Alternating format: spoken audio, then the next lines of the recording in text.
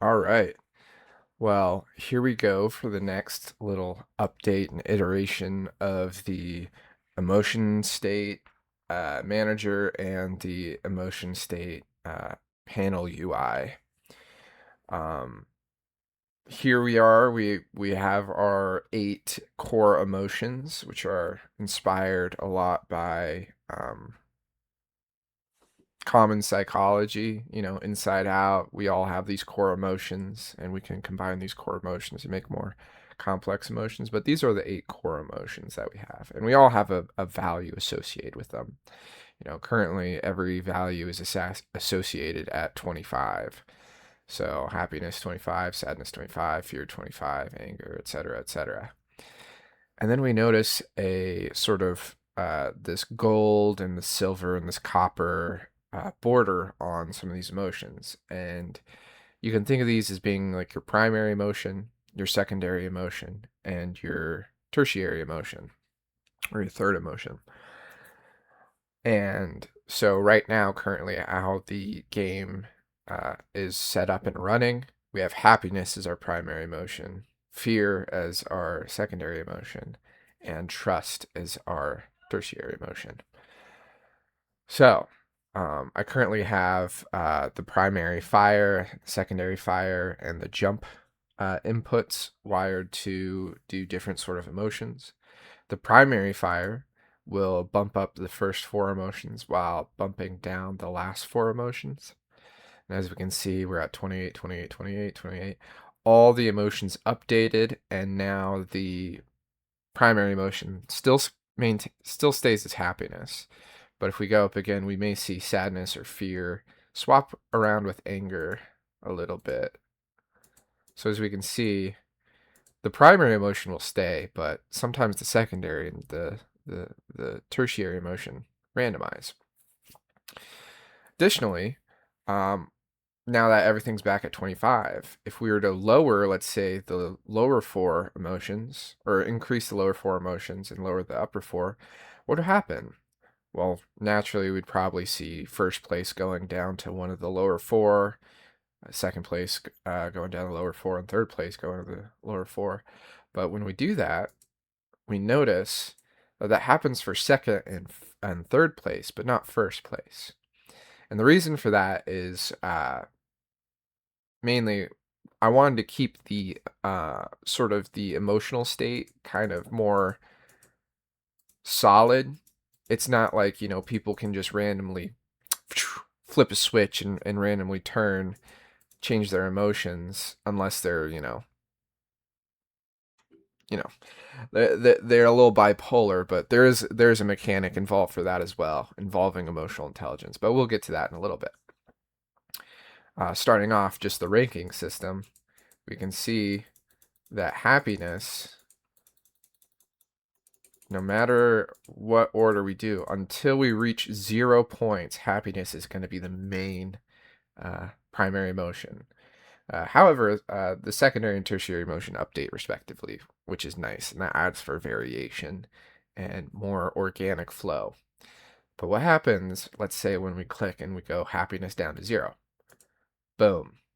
Now it finally updates and it evaluates what's the highest emotion value. It's all 4 of these are tied, so it just randomly selects it. And then now anticipation is going to be our primary emotion, even if we were to swap the things around again. Boom, happiness. We can swap back and forth as I click this. Surprise now. Boom, boom, boom. Now it's anger. And we can keep doing this dance back and forth and seeing what we get. But as you can see, all the toolbars, they update respectively. Everything's looking nice. We're now at 27 because I went to 0.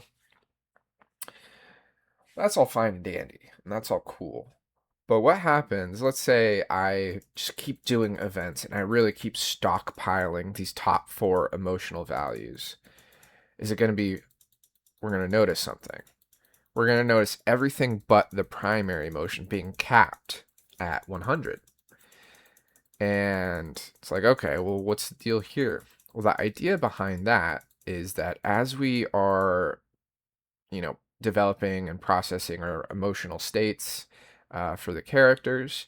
I didn't want to make it to where interactions can get really stagnant and boring uh, if you just keep stockpiling the same emotional event and interaction with a character. I want to make it so that there are chances for it to, for their emotions to swing the other way for a more dynamic experience, while still being able to reward the player for stockpiling certain sort of emotions and emotional events.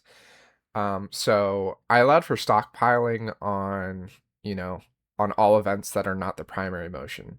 That way, if let's say we really get hit with a bad time, a really bad event, my hamster, my hamster ran away. So my happiness is gonna jump from 100 to 0. Boom. And, I still feel sadness as my primary emotion, although it's funny that I ranked that. I figured it would have ranked one of these higher. Surprise, disgust. Let's see what that, hang on a sec. Let's see what that looks like. We're doing a little troubleshooting on our way.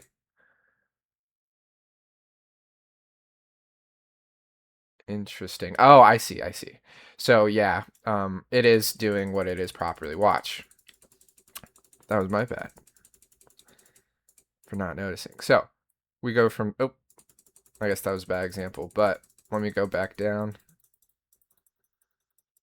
So this is another reason why it's helpful to cap it at a certain max. That way I can always quickly just adjust it. So we're at 4. We're now at 1. The next primary motion should either be surprise, disgust, or anticipation. We got surprise, which was at around 300. But now that it's become the primary motion, it caps at 100. Boom. Perfectly solving and running into that same issue. So now we can go back into our stockpiling thing. Oh, boom. And so that's just kind of how the emotions work here. So let's see if I can't knock everything down. Yeah, that's good enough. All right. So now I can press my jump button and I can get random inputs. And these can randomly adjust, while still keeping our primary motion as is. So we're going to really lower it now. So even though the lower 4 emotions, which are kind of grouped together, and the top 4 are grouped together, we still see a dynamic where, because of this cap the primary emotion and stockpile of the other emotions, that sort of effect, we see this sort of situation where we do get this primary emotion that does change. We're not stuck on this primary emotion if you just stockpile it over the bunch. But it changes fairly gradually while still getting a general trend in our secondary and primary emotions, while still allowing for a fun and sort of fresh and lively secondary and tertiary emotion trend. So yeah, that's kind of the current state of the emotion system and the emotion system UI for each of the non-playable pawn characters that I can attach to them and give them emotions. And then I can implement some sort of functionality to where I can add in, I can trigger events to these pawns and they can trigger events for each other, so that as I process and the game continues on real time, their emotions will naturally progress and develop. So yeah, that's the current state of the emotion machine. And I think it's pretty swank. Let me know what you think.